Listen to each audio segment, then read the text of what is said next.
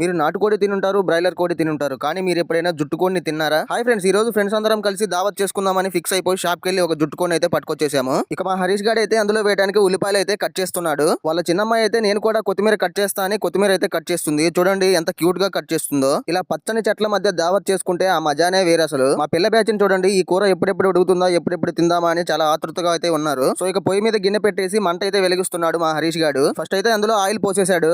ఆ తర్వాత మనం ఇందాక కోసి పెట్టుకున్న ఉల్లిపాయలు అయితే వేసేసాడు. ఆ తర్వాత కొంచెం పసుపు అయితే వేసేసాడు. ఆనియన్స్ అన్ని బ్రౌన్ కలర్ లోకి వచ్చాక కొంచెం అల్లం పేస్ట్ అయితే వేసేసాడు.